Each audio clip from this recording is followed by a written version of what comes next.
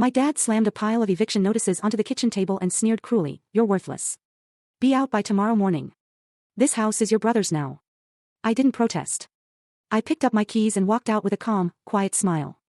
But the instant my brother walked through that front door, my dad realized he hadn't just kicked me out, he triggered a chain reaction that would destroy everything he believed he controlled. What if the people you trusted most, your own flesh and blood, not only betrayed you, but tried to erase you completely? To rewrite your entire life story and kick you right out of it? Because that's exactly what happened to me, and what they thought was my downfall, well, it became the fire that forged me into someone they never saw coming. Just last night, my entire world imploded. Not with a bang, but with the cold, calculated cruelty of my own family. I'm Alex, I'm 28, and I was just sitting there, laptop open, completely lost in my own head, when my dad, Robert, burst into the kitchen. No warning. "No, son, we need to talk." Just a thick envelope of papers slammed onto the table so hard my coffee almost tipped over. "You're a failure," he spat, his voice like ice. "You have 12 hours to get out. Your brother owns this house now." I just sat there. Frozen. The papers blurred in front of me. Eviction papers. Signed. Notarized. Ready to go. Now, I'm used to my dad's outbursts, his belief that your worth is measured in paychecks and titles. But this wasn't some casual insult. This was planned. Deliberate. And he looked almost proud watching me read them. "Maybe this will finally teach you some responsibility," he sneered. "This house wasn't just four walls, you know. It was my childhood. Mom's favorite curtains still hung in the living room. My older brother, David, and I built a treehouse in the backyard, carved our initials into the old oak. This was my sanctuary. And now I had less than half a day to leave." My voice was shaky when I finally managed to ask, "Why?" Dad just smirked. "Your brother just bought it from me. He's the owner. Consider this a lesson in what happens when you waste your life. See, David has always been the golden child. Straight A's, star athlete, first with a master's degree. If David sneezed, Dad would act like he'd cured the common cold. Me? I was the quieter one, the kid who drew instead of playing football, got decent grades, but never shone. After college, I bounced between jobs, just trying to find my path.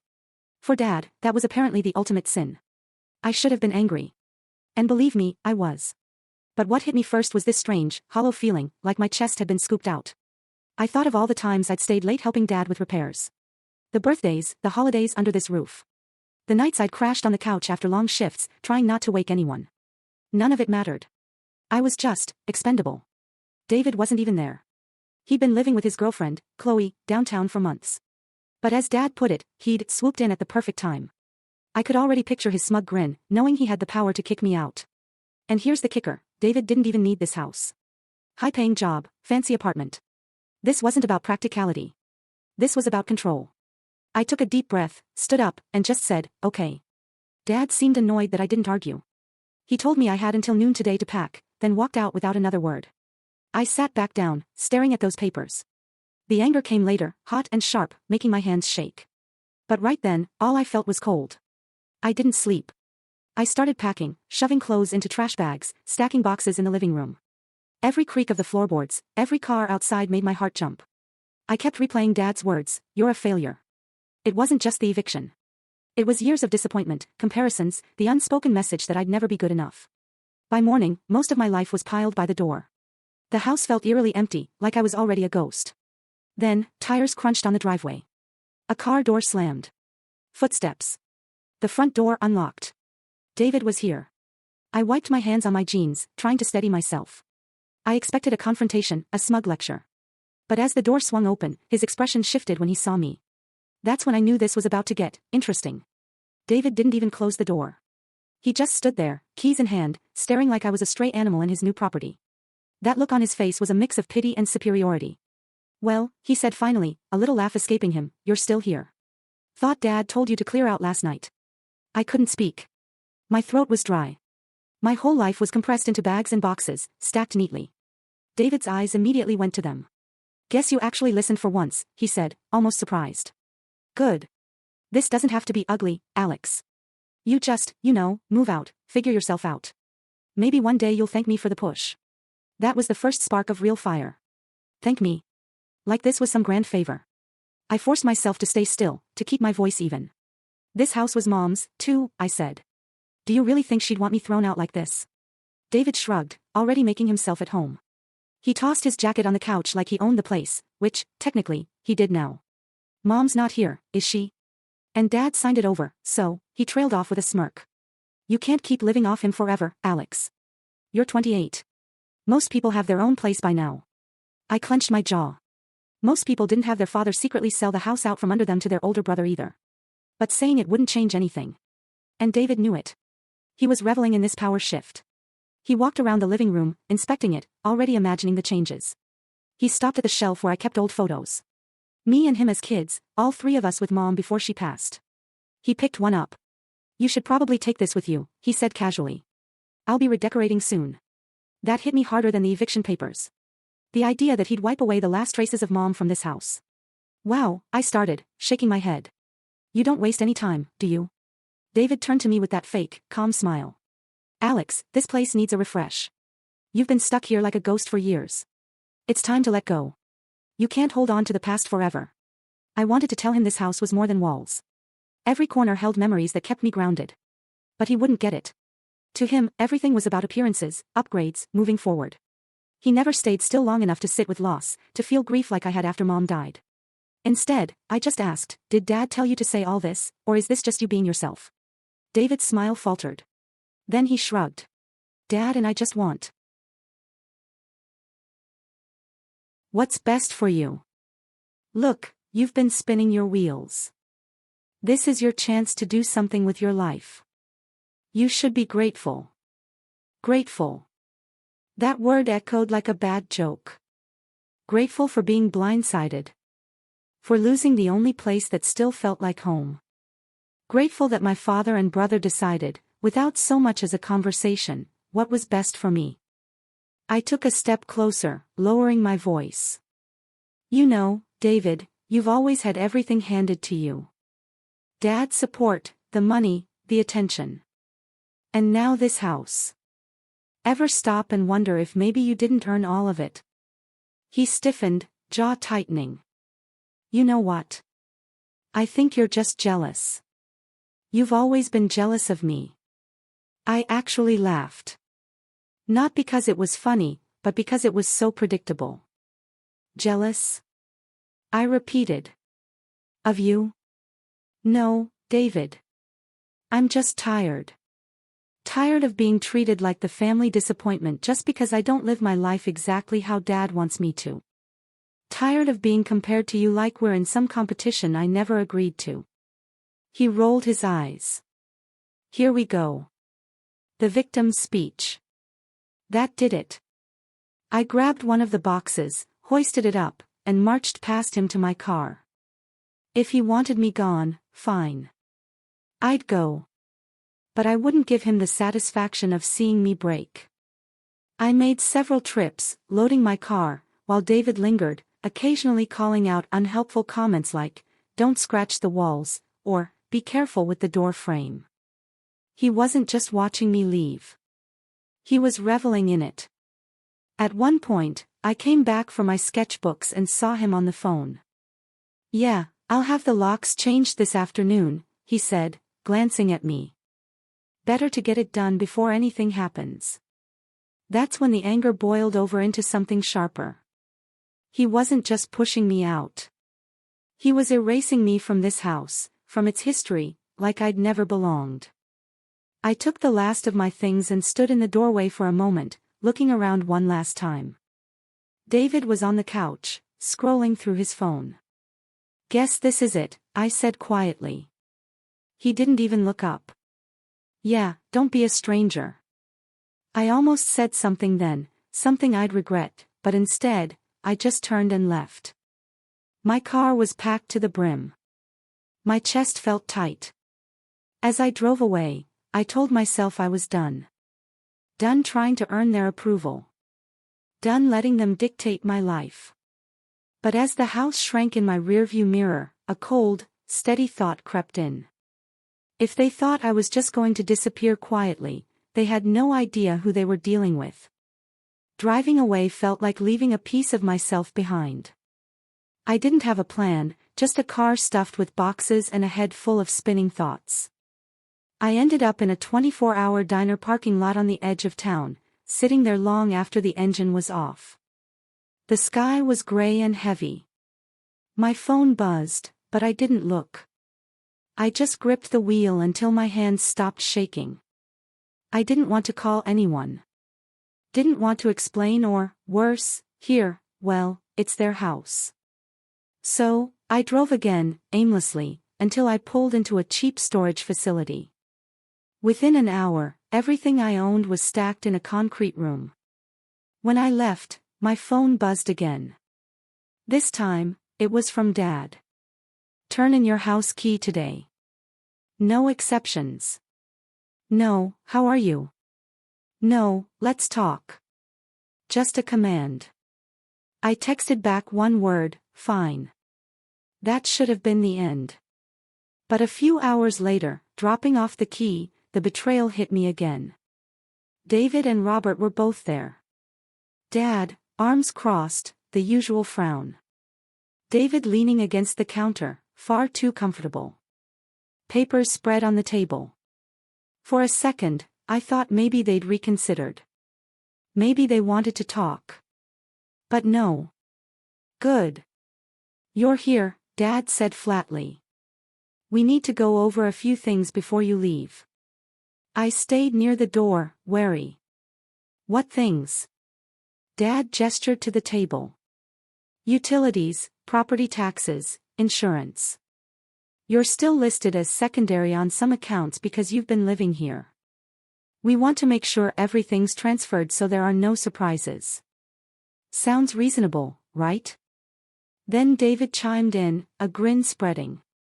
And since you've been using Dad's internet and power, we thought it fair you cover the last few months' bills before you go. I blinked. Had I misheard? Excuse me. Dad nodded. You've been living here rent-free, Alex. It's only right you settle what you owe. David's taking on the property now. He doesn't need to deal with back expenses. Back expenses? Like I'd been freeloading. Like the countless repairs I'd done, the groceries I'd bought, the nights I'd kept this house running while Dad was away meant nothing. You've got to be kidding me, I said, my voice low. David slid a printed sheet across the table. It's not that bad. A couple $100 for utilities, some upkeep costs Dad covered. Consider it a clean slate. I picked up the paper. My stomach dropped. Not a couple $100. Nearly $3,000. They wanted me to pay before I left, as if I was some deadbeat tenant. That's insane. I tossed the paper back. I don't owe you a dime. I've been maintaining this place for years for free. I fixed the leaky roof last winter. Replaced half the appliances. Painted the entire downstairs. And that was your choice, Dad interrupted sharply. You chose to do those things instead of getting your life together. You can't expect me to reward you for staying stagnant. I laughed bitterly. Reward me? You mean not throw me out on the street? Dad's face hardened. You have 12 hours. Pay what you owe or I'll consider it theft of services. Something cracked inside me. Not just anger, but something deeper. This wasn't about pushing me out anymore. This was about humiliation. They wanted me to leave broke, small, ashamed. I set the house key on the table slowly. Here's your key, I said, my voice shaking. That's all you're getting from me. David frowned, but Dad just shrugged. Suit yourself. But don't come crawling back when you realize how hard the world is. I turned to leave, but David couldn't resist one last jab. You know, he smirked, once I finish the remodel, this place is going to be worth twice what Dad sold it to me for. Probably the best investment I've ever made.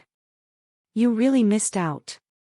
I stopped in the doorway, gripping the frame so hard my knuckles went white. He wanted me to react. To lash out. Instead, I just said quietly, good luck, David. Hope it was worth it. I walked out and didn't look back. But as soon as I was in the car, the tears came. Hot, angry, unstoppable. I wasn't crying because I'd lost the house. I was crying because I'd finally realized the truth. It wasn't just the house they didn't want me to have. It was a place in this family.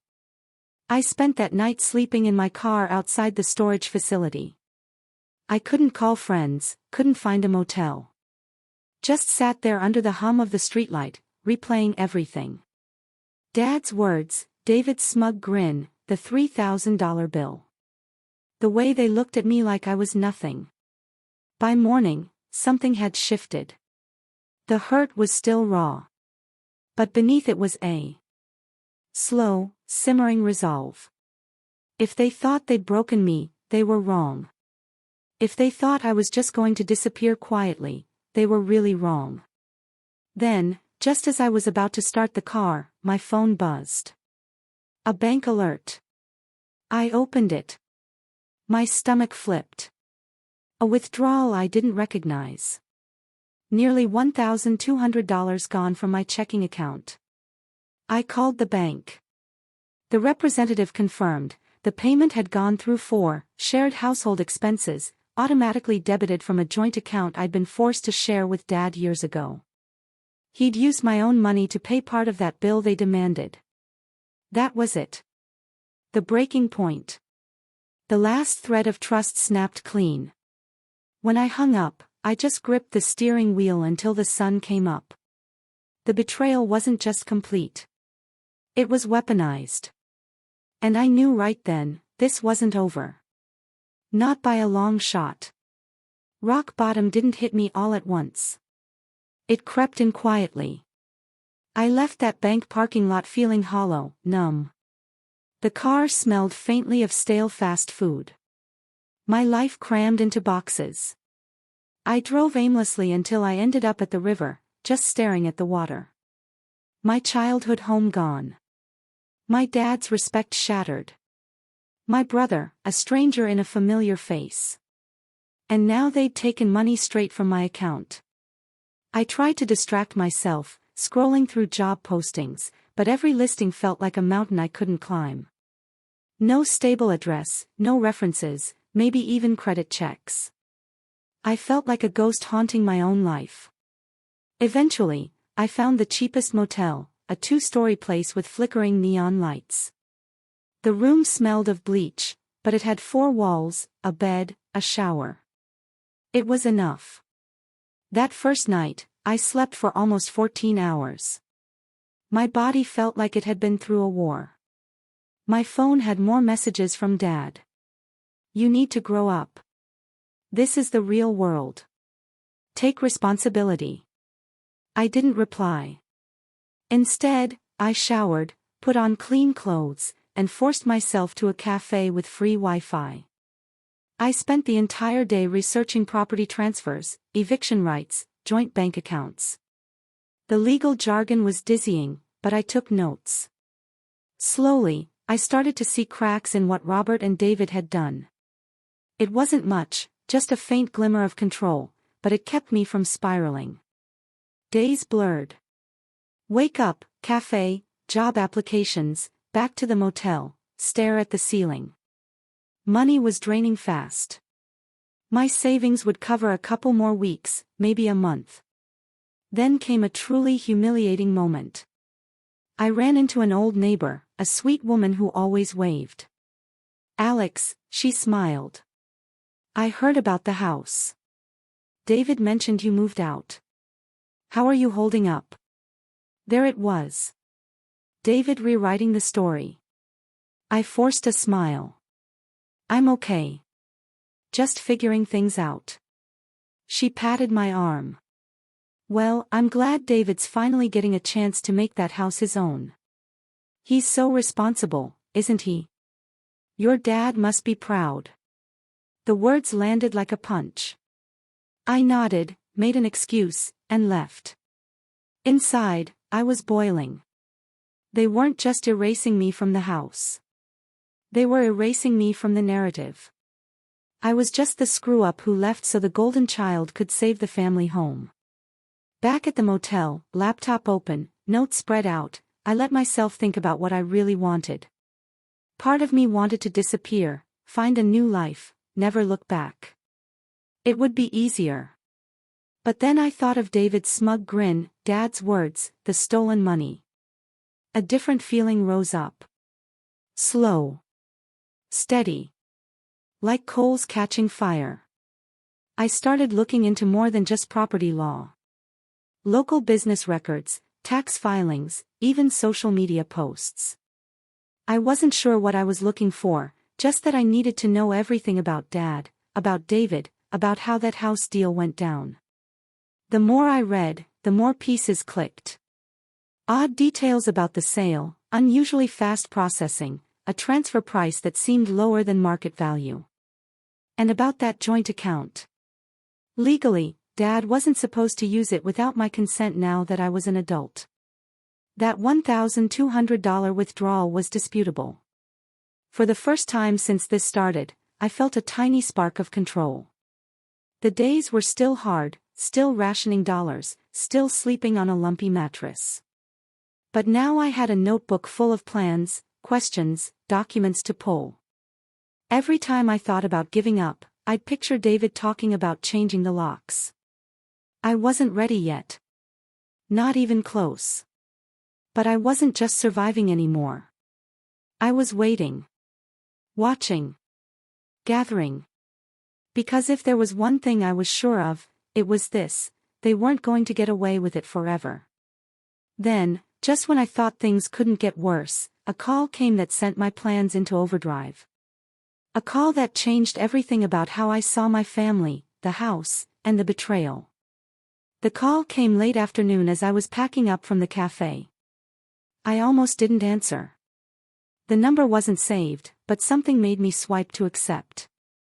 "Is this Christopher?" a calm, professional voice asked. "Yes," I said cautiously. "This is Sarah from Graham and Company Title Services. We just wanted to confirm that you're no longer a secondary signer on the house transfer documents. Correct?" I froze. Title Services. House transfer. Wait, I said slowly. Why would I have been a signer at all? There was a pause. Oh, I see. You weren't aware your name was still listed on the previous title, as an inheritor from your mother's estate. I gripped the table so hard my knuckles went white. No, I said, I definitely wasn't aware. Well, Sarah said carefully, it was removed during the transfer, but we're required to notify you as a courtesy. We sent a notice by mail. I almost laughed. Of course, to the house I'd just been thrown out of. I thanked her, hung up, and just sat there, heart hammering. My name had been on the title. That meant Dad hadn't just sold his house. He'd sold our house. Mom's house. The house that was supposed to be passed down to both me and David. And he hadn't said a word. The anger that hit me then was different. Cold. Sharp. Focused. This wasn't just hurt feelings. This was real. Legal. They had gone behind my back to cut me out of something I had a right to. That night, back at the motel, I didn't just take notes. I started making calls. First, a lawyer specializing in probate and inheritance disputes. I didn't have much money, but the consultation was free. I told him everything: the house, the sale, the eviction, the missing money. When I finished, there was a long silence. "This doesn't sound right," he said. "If your name was on the title, you should have been given the option to sign off or challenge the sale. The fact you weren't notified could give you grounds to contest the transfer." "Contest it?" I asked, sitting up straighter. "Potentially reverse it," he said. I thanked him, set up an appointment, and hung up. Feeling, for the first time in weeks, like the ground was steady beneath my feet. That was just the beginning. Over the next few days, things slowly shifted. I got a call back from a local design firm. Junior graphic designer. Not glamorous, but enough to get me out of the motel. I aced the interview, got the job, and moved into a small, clean studio apartment. Within a week, I also disputed the $1,200 withdrawal. The bank put the funds on hold. Each small victory felt like stacking bricks, building something solid. I started going to the gym. Nothing crazy, just running, lifting. My reflection didn't look so beaten down anymore. Work became a kind of therapy. The team was welcoming, creative. They treated me like an equal. No comparisons, no subtle digs. I stayed late most nights because I wanted to. And as weeks passed, I saved money again. Opened a new bank account, separate from Dad. Watching the balance grow was like a lifeline. But I didn't forget. Every weekend, I met with the lawyer. We gathered documents, title histories, emails. He even got a copy of the sale agreement, which showed Dad sold it to David at a price far below market value. Combined with my lack of consent, that could look very suspicious in court. It wasn't just about the house anymore. It was about proving they were wrong. That I wasn't just some failure. The more I worked with the lawyer, the more confident I felt. I started posting my art online again, something I'd been too embarrassed to do before. To my surprise, people liked it. Commissions came in. One design went semi-viral. I felt like I was building something mine. Then one Saturday morning, I stopped by a coffee shop. There they were. Dad and David, sitting by the window. "Alex," Dad called, his voice carrying. I hesitated, then walked over. "You look good," Dad said, surprise in his voice. "Heard you got a job." "That's good." David just smirked. "Finally growing up, huh?" I smiled. A real smile. "Yeah," I said.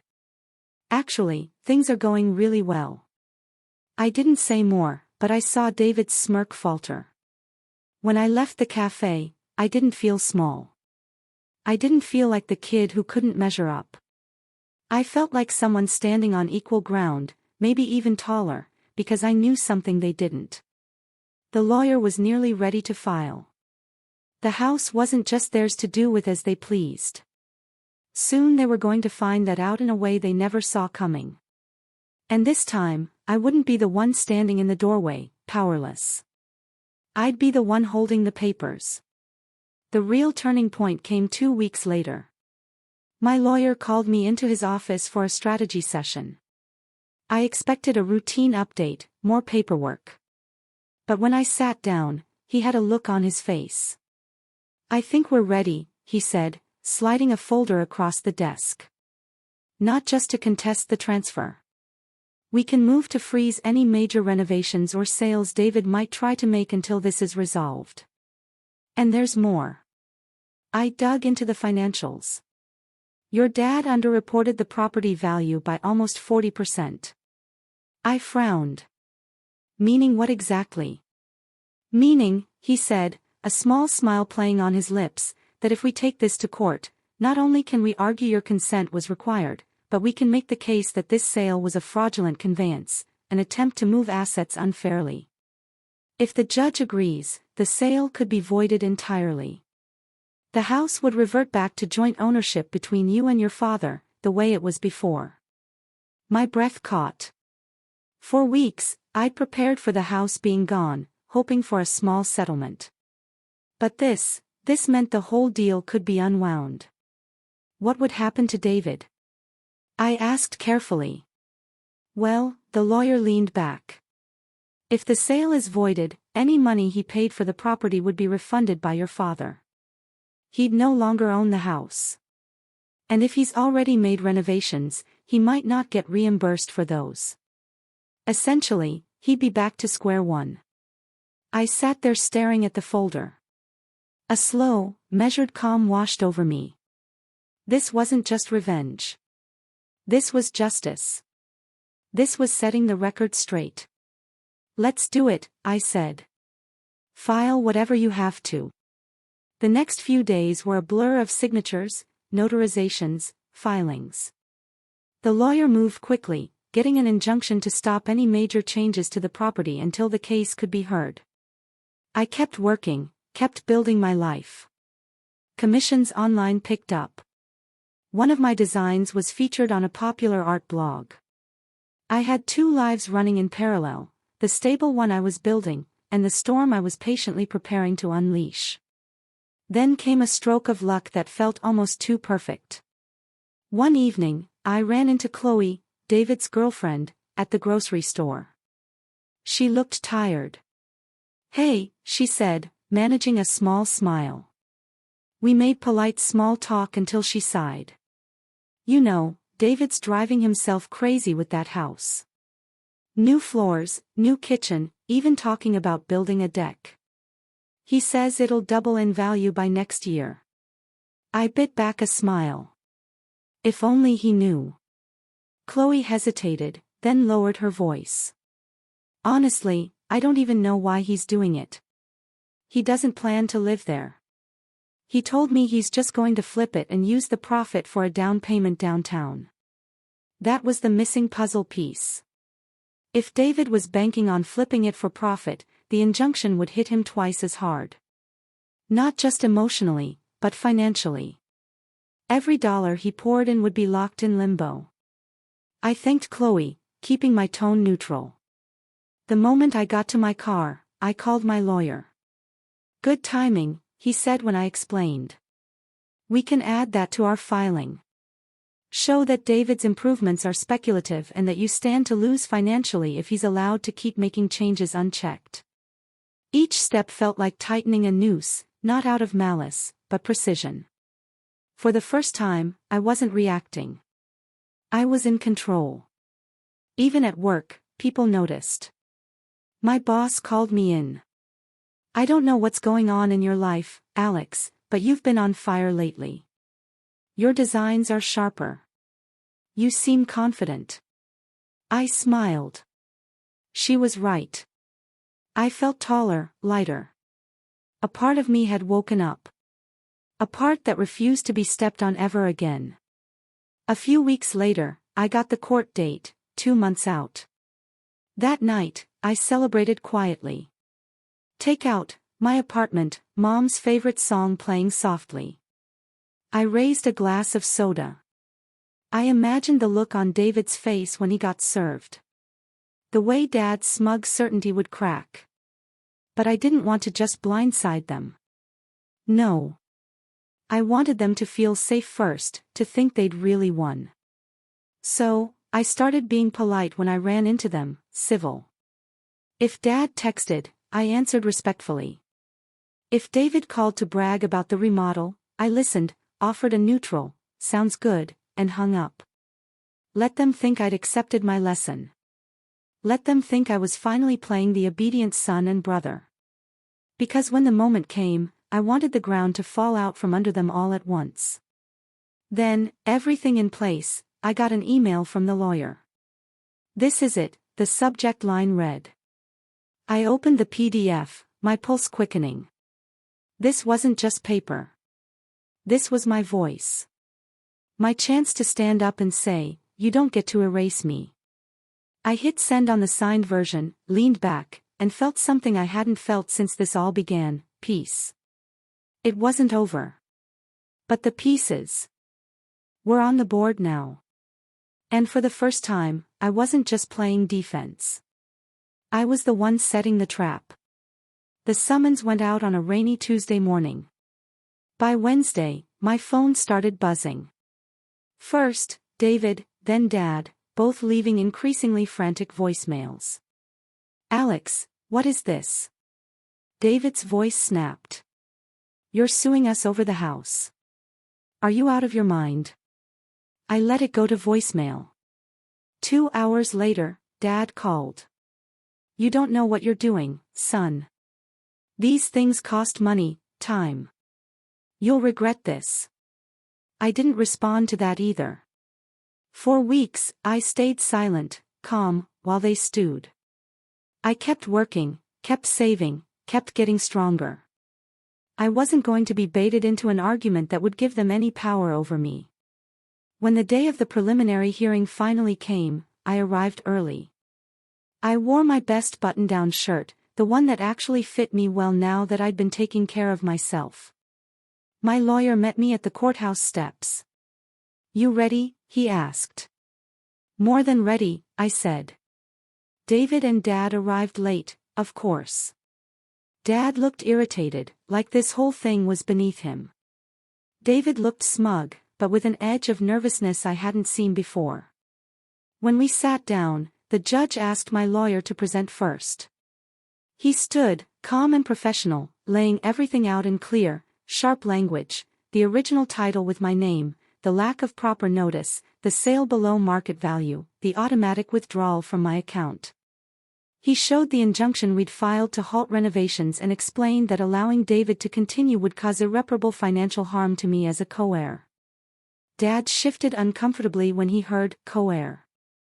David turned to look at me, eyes wide for a second before quickly schooling his expression. Their lawyer stood next, arguing the sale was legal, that I had no right to interfere. But the judge cut him off. "If what Mr. Graham is presenting is accurate," she said, glancing at the documents, "then this court has serious concerns about how this sale was conducted. The case will proceed to a full hearing." She banged the gavel. Just like that, we were moving forward. Outside, David stormed up to me, face red. "You can't do this," he hissed. "Do you have any idea how much money I've put into that place?" I looked him dead in the eye, calm as I'd ever been.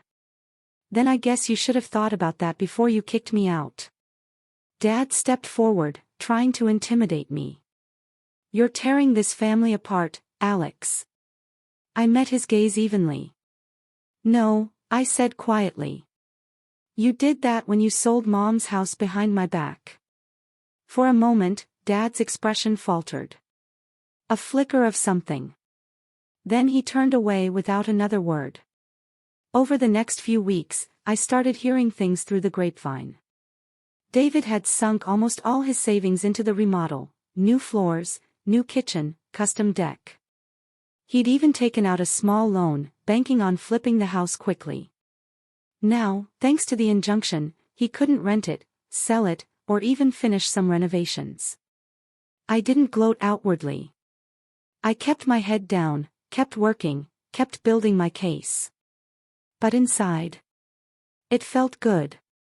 Not because he was suffering, but because for once, the scales were balanced. For once, I wasn't the one paying the price for someone else's decisions. Then came the full hearing. The courtroom was bigger. This time, I took a deep breath. My lawyer presented our evidence: title history, Mom's estate documents, lack of notice, undervalued sale price. He even brought in an expert witness who testified the price was far below market and bypassing my consent had directly harmed my share. Then it was Dad and David's turn. Their lawyer tried to argue I'd never contributed, that I'd freeloaded. But my lawyer was ready. "We have bank statements showing Mr. Graham paid for repairs, utilities, and maintenance for years," he said, handing over documents. Not only was he contributing, but his contributions increased the property value that was later transferred without his consent. The judge listened, asking questions. Then, after what felt like hours, she finally spoke. "This court finds sufficient grounds to void the sale of the property," she said. "The house will revert to joint ownership between Mr. Graham and his father until a proper division can be arranged. Furthermore, any funds withdrawn from Mr. Graham's account without authorization are to be reimbursed in full." I sat there stunned for a moment, the words sinking in. We'd done it. David's face went pale. Dad's jaw tightened. When we stepped out, David rounded on me. "Do you have any idea what you've done?" he shouted. "I just lost months of work. Thousands of dollars." I looked at him steadily. "You didn't lose it," I said. "You just invested in something that isn't yours alone." Dad didn't say anything this time. He just stared at me, something complicated in his expression. Anger, yes, but also something that almost looked like respect. I turned to leave, feeling the weight slide off my shoulders with every step. This wasn't the final chapter. Not yet. But the power dynamic had shifted. For the first time in my life, I wasn't the one on my knees asking for scraps, and they knew it. The next move was mine. The weeks that followed the court's decision felt surreal. The house, now legally back under joint ownership, was frozen. David's grand flip plan. Dead in the water. He couldn't sell, couldn't rent, couldn't even finish some work without my signature. I didn't rush. Part of me wanted to just let them stew, but I knew Dad would pressure me to sell my share for pennies, so I played it slow. The first time I went back to the house after the ruling, David was there, sitting at the island with a beer, looking exhausted. "You happy now?" he asked bitterly, not looking at me. I walked through the house, my footsteps echoing. It didn't feel like home anymore, but it was still mine. "Not really happy," I said. "Just done letting you both decide what my life is worth." He slammed his beer down. "You ruined me, Alex. I maxed out my savings, took out a loan. Now I can't even sell it. I'm stuck." I faced him, calm but firm. "You're stuck because you tried to erase me from this house. You made a choice, and you made it worse by gloating while you kicked me out. Actions have consequences, David. Welcome to yours." He didn't say anything, just stared at the floor. Dad, on the other hand, called me later. His voice was tight. "Your brother is under a lot of stress," he said. "You've made your point. Why don't you agree to sell your share so we can put this behind us?" "Because my share is worth more now than it ever was," I said. "And I'm not in a hurry. I want this done right, fairly." For the first time, there was a long pause. Then Dad said, "You're not the same kid you used to be." "No," I said. "I'm not. And you don't get to treat me like him anymore." That conversation marked a shift I could feel in my bones. The next time we met, he wasn't towering over me. It was two equals at a table. He offered to buy out my share at fair market value, not the insulting family discount he would have tried 6 months ago. I agreed, but only after adding a clause. He had to reimburse me for every dollar taken from my account and for the repairs I'd funded over the years. When the check cleared, I put a down payment on my own condo. Small, yes, but bright and new and fully mine. The first night, I stood in the empty living room playing Mom's favorite song, just letting it fill the space. Felt like reclaiming a piece of myself. Word spread through the family. My aunt called, proud I'd stood up for myself. Even Grandma, who'd always favored David, called to say she thought Dad had been too harsh, and she was glad I'd fought back. As for David, he had to finish paying off that loan, eventually scraped together enough to buy out Dad's remaining share. By the time it was finally his, the market had dipped, and he ended up losing money on the sale a year later. I didn't gloat, but I won't pretend I didn't feel a small, quiet satisfaction knowing life had handed him the lesson he tried to hand me. The last time I saw them both together was at a family gathering months later. The tension was thick, but I didn't shrink. I walked in, shoulders squared, head high, wearing a new suit I'd bought with a bonus from a major design project. David just nodded stiffly. Dad gave me a long look. "I hear you're doing well for yourself," he said. "I am," I replied simply. "Better than ever." And that was the truth. As dinner wound down, I stood ready to leave. I looked at both of them. The father who had dismissed me as a failure. The brother who had treated me like a problem to be solved. And I felt no anger anymore. Just clarity. "I want you both to know something," I said, my voice steady. "What you did hurt me more than I can explain, but it also forced me to grow in ways I never would have otherwise. You thought you were teaching me a lesson about responsibility. Turns out I learned one about self-respect. I turned and walked out, the room silent behind me. As I stepped into the cool night air, I couldn't help but smile. For the first time in my life, I wasn't trying to prove anything to them. I didn't need to. Because they finally understood. I wasn't the one who'd been cut out of the family. They were the ones who'd lost me. And I was never coming back. So, what do you think? If you were in my shoes, would you have fought back this hard, or would you have just walked away? Let me know in the comments below. I'm genuinely curious to hear your thoughts.